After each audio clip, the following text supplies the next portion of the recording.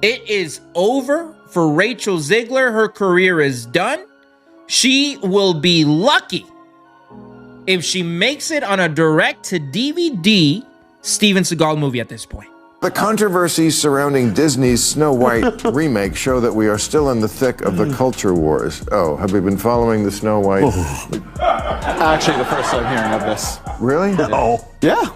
Okay. Good for you. Well, It's happening, and not in the way Disney hoped. Theater chains across the country are quietly pulling the Snow White remake from their lineups. Entire screenings are vanishing from schedules like a magician's trick gone wrong. Some theaters are reportedly cutting their losses early, citing painfully low attendance and dismal feedback from confused audiences. Even independent shop owners are done. They're yanking merchandise off shelves, slashing prices, or straight up refusing to stock Snow White themed products. I mean, they're projected to lose between 2 and 400 million on this. It's over. It's a wrap. Because her entire career rested on this Snow White movie being a success. It ain't looking good. Online, it's chaos. Photos of empty theaters are going viral. Captions like 7 dwarfs, 7 tickets sold are everywhere. Meme accounts eating it up. The hashtag Dutch Turk Snow White flop is trending. This isn't just a case of fans skipping a movie. It's full-blown rejection. Comment sections are calling this not a misfire, but a betrayal of everything Disney used to stand for. This isn't just a bomb. It's a cultural implosion. A fairy tale gone rogue. Why is this hitting so hard? Because this isn't just any story. Look at this. 46%. That's horrible. That's a disaster, bro. That ain't good. You might as well just... You know, I typically say just release this garbage on Disney Plus, but nah. I think they should just upright, just not even, just forget this. Just try to erase this movie from existence completely at this point. Snow White and the 7 Dwarfs was the cornerstone of Walt Disney's dream. The very first full-length animated feature in history. It didn't just entertain, it built the empire. I just mean that it's no longer 1937, and we absolutely wrote a Snow White that is... She's not going to be saved by the prince, and she's not going to be dreaming about true love. She's dreaming about becoming the leader she knows she can be. Snow White is running for president. I'm launching my campaign. I am. I don't want to gag myself on the air, so I won't do that. You know what bothers me more than anything about this? These stories are invented by women. So fans weren't expecting a movie, they were expecting magic. What they got? A Frankenstein of a remake that didn't just miss the mark, it dismantled it. Gone were the dwarfs. Gone was Prince Charming. Gone was the whimsical love story. In their place, a CGI-laced, politically engineered tale filled with awkward empowerment slogans and checklist dialogue. Disney said it was modernizing. Fans said it felt more like a lecture than a legacy. Even the 7 dwarfs, beloved, symbolic, iconic, were axed, replaced by a group of magical forest creatures to avoid offending anyone, and ended up offending everyone. Housewives throughout Germany made up these stories, and then the Brothers Grimm went around and collected them and found them. These are the creations of women, and they spoke into the minds of children, and they weren't forcing children to be anything. They were talking about things that children already know are there, like witches and evil and fear and true love. They weren't creating girls who wanted to fall in love. Girls want to fall in love. It's part of the beauty of life. One of the most controversial changes in Disney's Snow White remake was the removal of Prince Charming. Why? Disney claimed the original kiss, you know, the one that wakes Snow White from her cursed slumber, didn't align with modern ideas about consent. They said it felt outdated, that it lacked agency. So instead of finding a way to modernize the moment with nuance or storytelling care, they cut him out entirely. No prince, no romantic arc, just gone. and then they couldn't put dwarfs because this is just so typical of the left. The progressives always finding a way to find their way back to doing something not progressive. You'd think the most progressive thing would be get people jobs, and dwarfs want to work. Like And honest, golden employment opportunity for dwarves. there's not that many scripts that come down the pike No, only 7 of them. that has, and there's 7 dwarf jobs here. But because I think it was Peter Dinklage said this is, this is not right. This is demeaning. And they were like, what? We just want to work. We're dwarves. Fans didn't praise this as progress. They saw it as Disney erasing core story elements in an effort to be politically safe. It didn't feel thoughtful. It felt like someone checked a problematic box and hit delete. And in removing that classic fairy tale love story, they removed the very heart of what made Snow White resonate for generations. This wasn't the Snow White people knew and loved. Instead of the gentle, kind-hearted dreamer who sang to animals and found magic in simplicity, we got a version of Snow White that was serious, sharp, and, as many viewers put it, weirdly joyless. She didn't want love, didn't want help, didn't even seem to like being in a fairy tale. She wasn't there to wish or wonder. She was there to challenge patriarchal structures. She made speeches instead of singing songs. She rolled her eyes at fairy tale tropes. And while empowerment is great, audiences said this felt more like corporate feminism than a character-driven story. Rachel Zegler spent her energy, her time, leading up to the release of this Snow White movie, shitting on the original, right? And not to mention that the people that voted for Trump tend to be people that appreciate more wholesome values, traditional values, people that tend to have kids, right?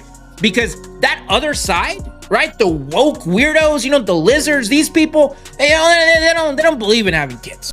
The soul of the original, gone, replaced by buzzwords in a ball gown. Enter Rachel Zegler, the young breakout star given the honor of portraying one of Disney's most iconic princesses. But when it came time to promote the film, she didn't just miss the tone, she detonated it. In one now infamous interview, Zegler mocked the original 1937 film, calling it weird that Snow White fell in love with a guy she barely knew. She said the prince was basically a stalker. She didn't offer a respectful critique, she dismissed it entirely. The tone, arrogant, cold, detached. Millions had grown up loving that story. And suddenly the person playing Snow White was acting like she was too good for it.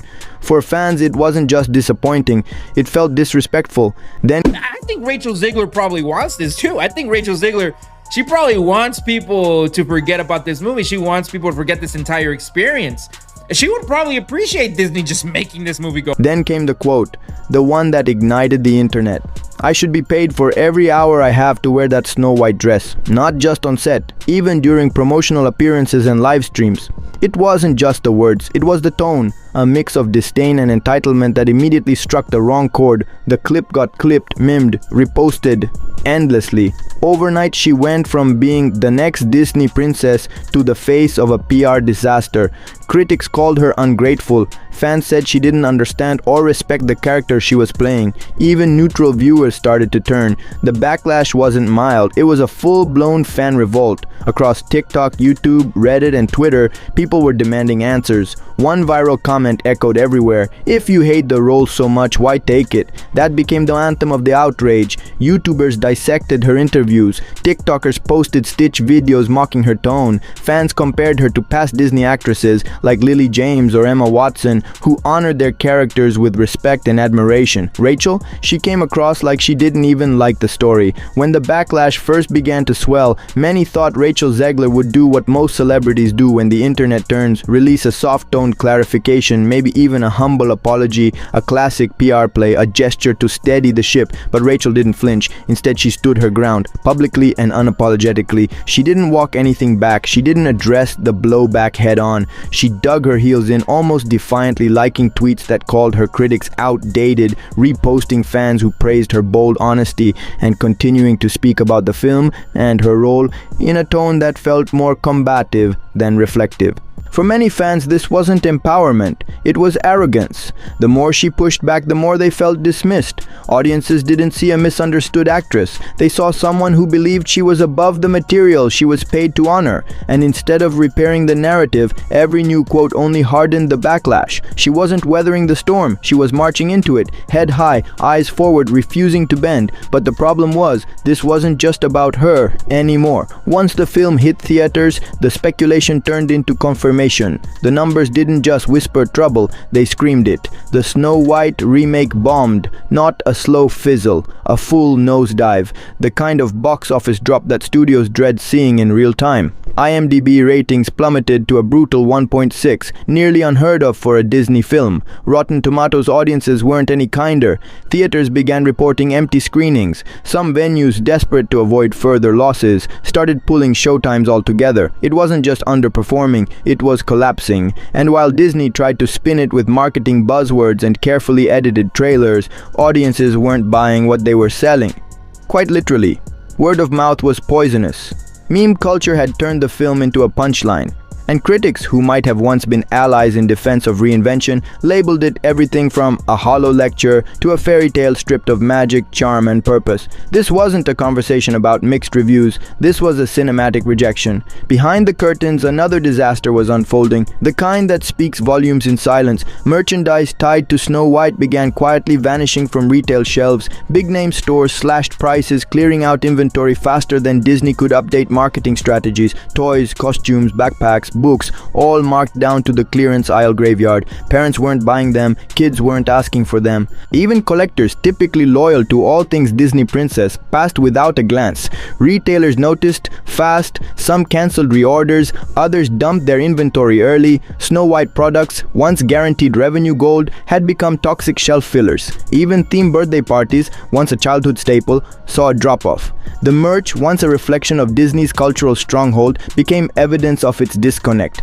This wasn't just a bad movie, it was a brand rejection, and it was happening in real time. Inside Disney, the mood turned from concern to chaos. Whispers became roars. Damage control spiraled into a crisis. Executives reportedly scrambled behind closed doors, holding emergency meetings, consulting PR crisis teams, and even tapping external consultants. Some insiders began referring to the film not as Snow White, but Snow Wrong, a nickname that spread quickly across departments. Reports claim that Bob Iger himself was furious, not just about the backlash, but the fact that early test screenings had warned them. The signs were there. Audiences had said it didn't connect, it felt off. But the studio had pushed forward anyway, confident they could market their way out of it. Now the fallout wasn't just a bruised ego, it was a full-on hemorrhage. Morale tanked, internal emails leaked, publicists were allegedly working around the clock just to keep the storm from escalating further. Meanwhile, heads of departments were rumored to be brushing up their resumes, bracing for an executive-level reshuffle. Internally, this wasn't a learning experience. It was a fire, and no one wanted to be holding the match. In every PR disaster, someone becomes the symbol, fairly or unfairly. For Snow White, that person was Rachel Zegler. What began as a misjudged interview turned into a media narrative she couldn't outrun. Her face was everywhere, not on posters or celebratory press features, but in sarcastic memes, critical videos, and think pieces dissecting where it all went wrong. To many, she was no longer playing Snow White. She had become the antithesis of what the character represented. Not a misunderstood artist, but a performer who seemed to mock the story she was chosen to bring to life. Her silence on certain days only made the internet louder. Her tweets only further divided opinion. And every attempt at standing her ground read as another strike against her. To some, she was strong, but to many more, she was stubbornly tone deaf. The internet had chosen its narrative. Zegler wasn't just part of the problem, she was the problem. In the end, Snow White didn't just flop, it imploded. Not just at the box office, not just in retail, but at a level that Disney hadn't seen in decades. Culturally, emotionally, reputationally. It wasn't just a remake that didn't land, it was a tipping point. A moment when fans, loyal, multi-generational fans, finally said, enough. Enough of reboots that lecture instead of entertain. Enough of hollow updates masquerading as progress. Enough of stories stripped of wonder, rewritten by committee. This was Disney's first full-length animated feature, its cornerstone, its legacy. And now it was a cautionary tale. A $250 million disaster that tried to rewrite the magic and ended up erasing it. And now, long after the theaters have gone dark, the questions remain. Can Disney earn back the trust? Can Zegler recover her career? Can a brand that once built dreams out of ink and imagination survive when it forgets who it's dreaming for? Only time will tell, but one thing's clear, this fairy tale didn't just fail to enchant, it shattered the spell completely.